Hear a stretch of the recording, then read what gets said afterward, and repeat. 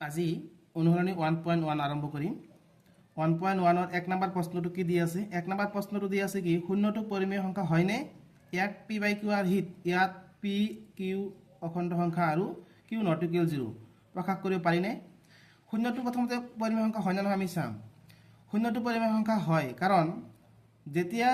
মই আগৰ ক্লাছত শিকাইছিলো যে পৰিমেয় সংখ্যা কাক বোলে ডেফিনিশনত মই দিছিলো শূন্যটো পৰিমেয় সংখ্যা হয় কাৰণ শূন্যটোক p / q ৰ হিত প্ৰকাশ কৰিব পাৰো গতিকে এই এক নম্বৰ ইয়াৰ উত্তৰটো আমি কি লিখিম যে শূন্যটো পৰিমেয়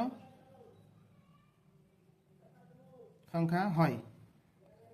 ইয়াক কি কৈছে ইয়াক p / q ৰ হিত প্ৰকাশ কৰিব পাৰিনে ইয়াক p / q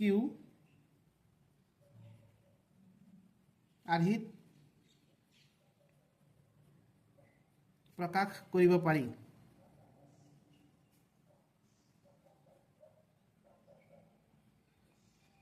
জাস্ট বুজাই দিছো তো শূন্যটো পৰিমেয় হয় কাৰণ শূন্যক p / q ৰ হিত প্ৰকাশ কৰিব পাৰি মানে শূন্যৰ তলত মনে এটা কি 1 আছে তাৰ মানে p / q ৰ হি হল ঠিক আছে এতিয়া আমি 2 নম্বৰ প্ৰশ্নটো চাম 2 নম্বৰ প্ৰশ্নটো কি আছে 4 ৰ মাজত 6টা পৰিমেয় সংখ্যা উলিওৱা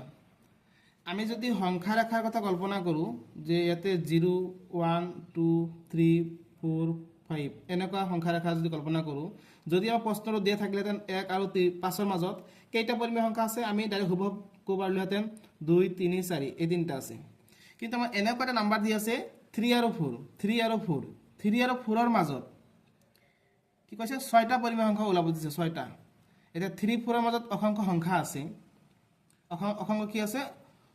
সংখ্যা আছে যিবিলাক নেকি পৰিমেয় সংখ্যা হ'ব তাৰ পৰা 6টা পৰিমেয় সংখ্যা ওলাব লাগে ইয়াৰ পৰা বহুত সংখ্যা আছে যেনেকা 3.01 3.02 3.05 এনেকুৱা বহুত সংখ্যা আছে কিন্তু ইয়াৰে ভিতৰৰ পৰা আমি ওলাব লাগিব মাত্ৰ 6টা পৰিমেয় সংখ্যা এতিয়া 6টা পৰিমেয় সংখ্যা সহজভাৱে উলাই দিম কি আছে 3 আৰু কি আছে 3 আৰু 4 3 আৰু 4 ৰ মাজত কেইটা ওলাব লাগে আমাৰ 6টা 3 টোক আমি 3/1 লিখিব পাৰিম আৰু 4 ক আমি 4/1 লিখিব পাৰিম কিয়নো মনে মনে এক থাকে প্ৰতিটো নাম্বাৰৰ তলত যেহেতু পৰিমেয় সংখ্যা কি 6টা কৈছে 6টা পৰিমেয় সংখ্যা ওলাব লাগে সেই কাৰণে আমি কি কৰিম 7 মাল্টিপ্লাই কৰিম both সাইড 7 এতে প্ৰশ্ন 7 কিয় মাল্টিপ্লাই কৰিব লগা হল আমি 7 নহয় 7তকৈ বেছি ডাঙৰ নাম্বাৰ আমি কি কৰি মাল্টিপ্লাই কৰিব পাৰো মূলতে যিমানটা ক'ব 6টা কৈছে 7টা 8টা 9 10টা এনেকুৱা যিমান ডাঙৰ কৰিলে অসুবিধা নহয় কিন্তু বেছি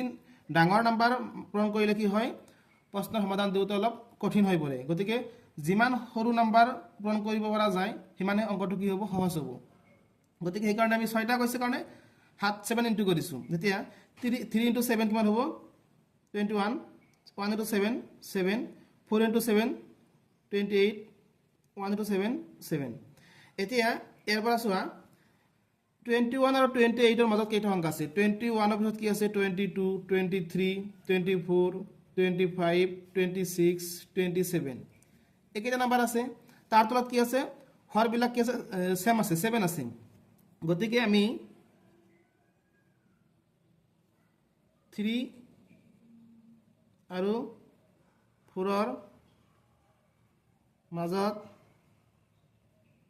6টা পৰিমেয় সংখ্যা হ'ব কি হ'ব 21 ৰ পিছত কি হ'ব 22/7 23/7 24/7 25/7 26/7 আৰু লাষ্ট আৰু হ'ব 27/7 কেইটা হল এটা দুটা তিনটা চাৰিটা পাঁচটা 6টা হল গতিকে 2 নম্বৰ প্ৰশ্নটো উত্তৰ দিলো এতিয়া আমি 3 নম্বৰ প্ৰশ্নটো চাম চোৱা 2 নম্বৰ আৰু 3 নম্বৰ প্ৰশ্নৰ একেই আগতো ভগ্নাংশ হিচাপে দিয়া নাছিল এতিয়া 3 নম্বৰটো ভগ্নাংশ হিচাপে দিয়া আছে কি আছে ভগ্নাংশ হিচাপে 3/5 আৰু এটা কি আছে 4/5 এই দুটাৰ মাজত 5টা পৰিমেয় সংখ্যা ওলাব লাগে আগতটো আমি ওলাইছো 6টা এতে ওলাব লাগে 5টা আগতটো চোৱা ভগ্নাংশ হিচাপে দিয়া নাছিল ভগ্নাংশ হিচাপে আমি লৈ লৈছিলো 3/1 এতিয়া কি 3/5 দিয়া আছে সহজ হ'ল আৰু 3/5 এতিয়া আমাৰ প্ৰশ্নত দিয়া আছে কেইটা 5টা পৰিমেয় অংক ওলাব লাগে গতিকে আমি 6 মাল্টিপ্লাই কৰিম 4 * 6 5 * 6 এতিয়া 3 * 6 কিমান হ'ব 18 হ'ব 5 * 6 কিমান হ'ব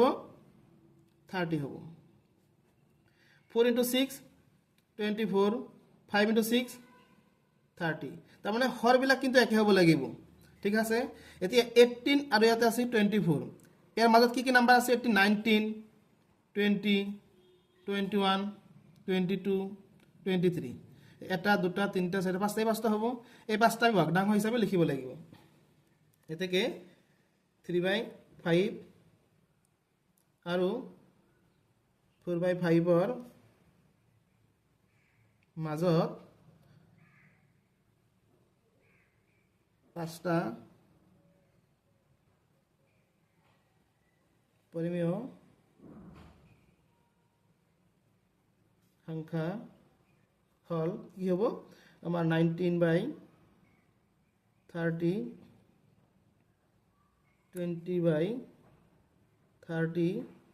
21/30 22/30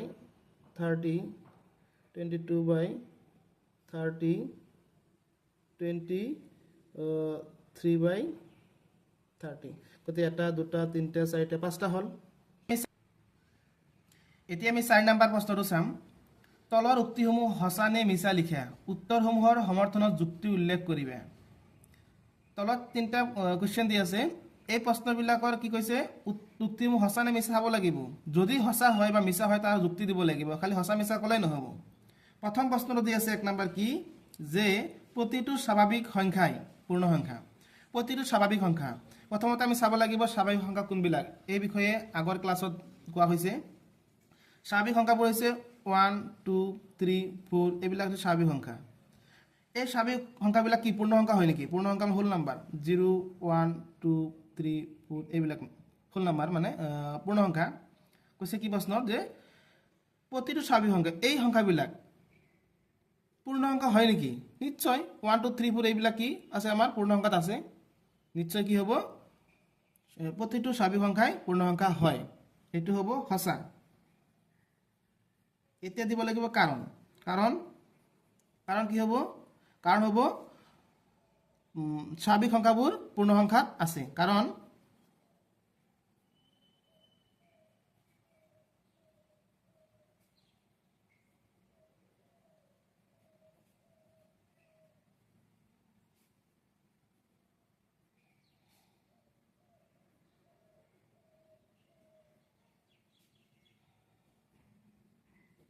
কাৰণটি হ'ল যে স্বাভাৱিক সংখ্যাবোৰ পূৰ্ণ সংখ্যাত অন্তৰ্ভুক্ত বা পূৰ্ণ সংখ্যাত আছে এতিয়া আমি ইয়াৰে 2 নম্বৰটো চাম প্ৰতিটো অখণ্ড সংখ্যাই পূৰ্ণ সংখ্যা অখণ্ড সংখ্যা কোনবিলাক অখণ্ড সংখ্যা হৈছে কি যে -3 -1 -2 -1 0 1 2 3 এইবিলাক হৈছে অখণ্ড সংখ্যা এই অখণ্ড সংখ্যা প্ৰতিটো অখণ্ড সংখ্যা পূৰ্ণ সংখ্যা হয় নেকি সুধিছে চোৱা ইয়াৰ পৰা এইখিনি পূৰ্ণ সংখ্যাত আছে তাৰ 0 পৰা 1 2 3 বিলাক আছে কিন্তু মাইনাস না নেগেটিভ সংখ্যাবিলাক কি পূৰ্ণ সংখ্যাত নাই গতিকে আমি এটো কি লিখিম মিছা এতিয়া মিছা যে হল ইয়াৰ আমি কাৰণটো দিব লাগিব কাৰণ কি হ'ব -3 অখণ্ড সংখ্যা -3 ললো -2 -1 যিকোনো এটা ললেই হ'ল -3 অখণ্ড সংখ্যা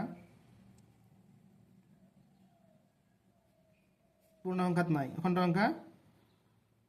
পূৰ্ণ সংখ্যাত নাই মই বেলেগ যুক্তি দিব পৰা যাব -5 বা -11 যিকোনো এনেকুৱা নাম্বাৰ আমি যুক্তি হিচাপে দিব পাৰিম আৰু এটা আছে কি 3 নম্বৰটো কি চোৱা প্ৰতিটো পৰিমেয় সংখ্যাই পূৰ্ণ সংখ্যা প্ৰতিটো পৰিমেয় সংখ্যা মানে কি p/q আহি থব লাগিব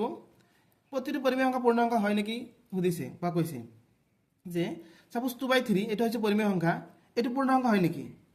নিশ্চয় নহয় কাৰণ a 2/3 এই পূৰ্ণ সংখ্যাত আছে নেকি নাই গতিকে এটো হ'ব মিছা কাৰণ এটো দিলো 2/3 পৰিমেয় সংখ্যা